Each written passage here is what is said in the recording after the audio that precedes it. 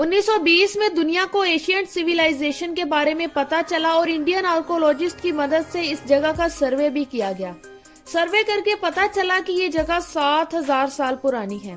ये जगह Indian river के करीब वाक़या थी और इसीलिए इसका नाम इंडस वैली सिविलाइजेशन रखा गया था। इसके एक हिस्से में बहुत सी हड्डियां मिली हैं और इसको मोहनजोदड़ो का नाम भी दे दिया गया है।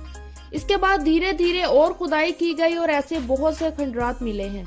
पता चला है कि यहाँ एक और सिविलाइजेशन दफन है। इस सिविलाइजेशन के बारे में कोई भी नहीं जानता। आज 2023 में हम इस इंडस सिविलाइजेशन के बारे में बहुत कुछ जानते हैं, लेकिन दो चीजें ऐसी हैं जिसके बारे में आज तक कोई नहीं जान सका और वो एक राज ही है। पहला, ये हड़प्पन लोगों की जुबान। हड़प्पन लोग आखिर किस जुबान में लिखते थे, क्या मतलब है इनके अल्फाजों का, कैसे इनकी राइटिंग को समझा जा सकता है। दूसरा ये कि सिविलाइजेशन का खात्मा आखिर कैसे हुआ। आइए जानते हैं इस सब के बारे में। तो आज के टॉपिक को शुरू करते हैं और अपने सारे सवालों के जवाब ढूंढने की कोशिश करते हैं। इंडस वैली सिविलाइजेशन आज पाकिस्तान, इंडिया, अफगानिस्तान और नॉर्थ ममालिक में भी लोकेटेड है। इस जगह में अब तक 1400 से भी ज्यादा साइट्स मिल चुकी हैं। इनमें से तकरीबन 900 से भी ज्यादा साइट्स इंडिया में ही मौजूद हैं। जिस वक्त इस वैली को डिस्कवर किया गया था उस वक्त इस सिविलाइजेशन के पास और कोई खास सिविलाइजेशन मौजूद नहीं थी। इसको प्री हड़प्पा सिविलाइजेशन भी कहा जाता है। आर्कोलॉजिस्ट का कहना है कि अर्बनाइजेशन 5500 BC के बाद से ही शुरू हुई थी। यही वो वक्त था जब लोगों के रहने के लिए बिल्डिंग्स और ट्रेड रूट्स भी बनाए गए थे। इसके बाद इनकी सिविलाइजेशन इतनी एडवांस हो गई कि शहरों में ईंटों के मल्टी स्टोरी घर भी बनाए जाने लगे। अर्बन प्लानिंग के मामले में इनके शहर आज के इंडियन शहरों से भी ज्यादा बेहतर होते थे। इतना सब कुछ जानने के बाद भी हम इनके बारे में कुछ ज्यादा न जान सके। इनकी लैंग्वेज को समझना बहुत मुश्किल है क्योंकि हम इनकी लैंग्वेज को नहीं जानते। इस तरह के 4000 से भी ज्यादा आर्टिफैक्ट्स पाए गए हैं। इसके अलावा स्टोन्स, टैबलेट्स, कॉपर प्लेट जिस पर इनकी लैंग्वेज लिखी हुई है वो भी आर्टिफैक्ट्स को मिले हैं। ये आर्टिफैक्ट्स या तो हड़प्पा में पाया गया या मोहनजोदड़ो में या किसी और हिस्टोरिकल प्लेस में। इस पे लिखी गई स्क्रिप्शन को इंडस स्क्रिप्ट कहते हैं। 1920 से लेकर अब तक इनकी लैंग्वेज को समझने की बहुत सी नाकाम कोशिशें भी की जा चुकी हैं। माहिरीन अभी तक इन सिंबल्स को समझने में नाकाम है। जाहिर है इतनी ज्यादा अटेम्प्ट्स की गई हैं तो कुछ चीजें तो हम शॉर्ट जरूर कह सकते हैं।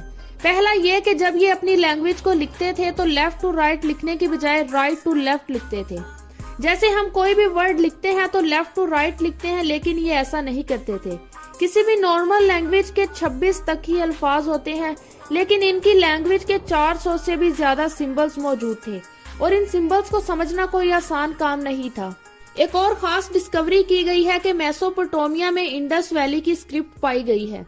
आज के दिन मेसोपोटामिया की साइट्स ईरान और इराक में मौजूद है। मेसोपोटामिया में कोई और लैंग्वेज इस्तेमाल की जाती थी और अगर हमें वहां इंडस वैली के सिंबल्स मिले तो इसका मतलब यही है कि इन दोनों एशियन सिविलाइजेशन के दरमियान ट्रेड जरूर होती थी। दोनों शहरों के लोग इधर से उधर जरूर जाते होंगे। यहाँ इंटरेस्टिंग बात यह है कि जो स्क्रिप्ट हमें यहाँ से मिली है ऐसा ही एक स्क्रिप्ट इंडस वैली से भी मिला है। इन दोनों शहरों की लैंग्वेज का पैटर्न आखिर सेम क्यों है, ये बहुत बड़ी मिस्ट्री है। क्या वजह हो सकती है इसके पीछे। अगर हम इंडस वैली के शहरों की बात करें तो हमें यहाँ बहुत इंटरेस्टिंग पैटर्न्स देखने को मिलते हैं।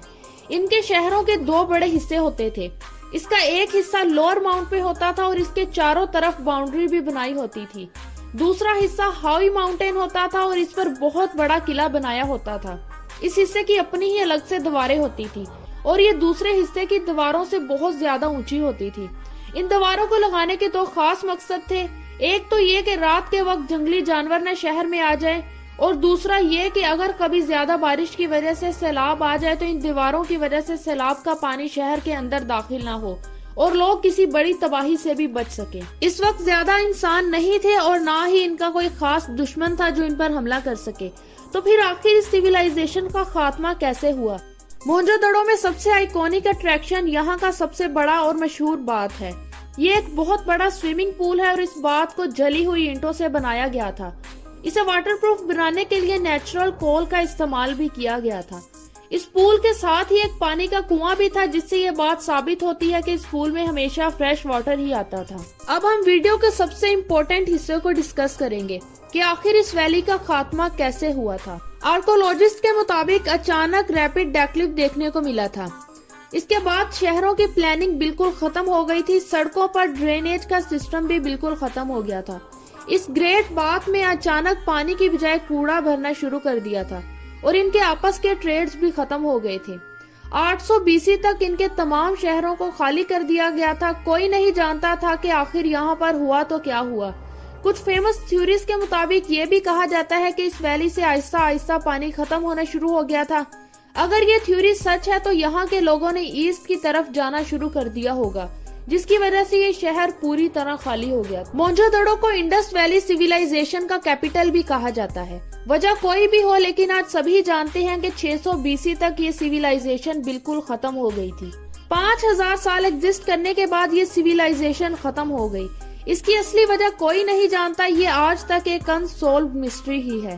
اگر یہ انفارمیٹو ویڈیو پسند آئے تو ویڈیو کو لائک کریں اور اس طرح کی ویڈیوز دیکھنے کے لیے ہمارے چینل کو سبسکرائب کر کے بیل آئیکن کو بھی پریس کر دیں تاکہ ہماری نئی آنے والی ویڈیوز کی اپڈیٹ آپ سے مس نہ ہو۔